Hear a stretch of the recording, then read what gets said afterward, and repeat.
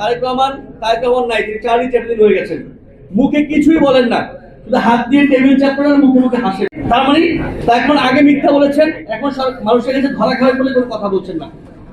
এবং পুরো বিরোধী দলের নেতা কথা বলছেন, বিরোধী দলের চিফ হুইপ কথা বলছেন, সবাই কথা বলছেন, কিন্তু তারেক রহমান বলছেন না যে আসলে তিনি গণভোট নিয়ে কি করতে চান, এই জনগণের ব্যাপারে তার মতামত কি করলেন। তারা যখন ভোট চাইতে নামলেন, তখন তারেক রহমান রংপুরে গিয়ে, সাউদ আহমেদ কক্সবাজারে গিয়ে বললেন যে দয়া করে গণভোটে হ্যাঁ দিন।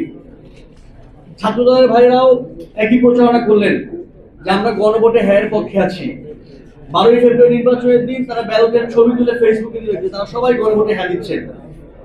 বিএনপি শুধুমাত্র ক্ষমতায় যাবার জন্য, মেজরিটি পাওয়ার জন্য, ভোটে জেতার জন্য গণভোটে হ্যাঁ পক্ষে নিয়েছিল। এটা মিথ্যার আশ্রয় নিয়ে বিএনপি সরকারে এসেছে, বিএনপি ক্ষমতায় এসে মেজরিটি পেয়েছে। 2/3 মেজরিটির কথা শোনা যায়, 213 আসনের কথা শোনা যায়। এই 213 আসন এসেছে মিথ্যার বলে। যদি তারেক রহমান গণভোটে হ্যাঁ ভোট না চাইতো, বিএনপি থেকে মানুষ মুখ ফিরায় নিত।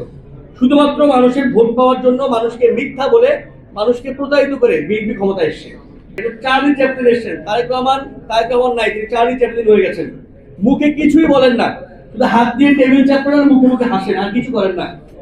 ওনার পাশে বসে ওনার স্বরাষ্ট্রমন্ত্রী সাউদ আহমেদ 30 মিনিট ধরে সংসদ সদস্যরা আছেন, মাননীয় সংসদ সদস্যরা, তারা কি সংবিধান পড়ান, এইটা পড়ান, সেটা পড়ান, উনি মুখ দিয়ে কিছু বলেন না। আপনি রংপুরে গিয়ে বলেছেন দয়া করে গণভোটে হ্যাঁ দিন।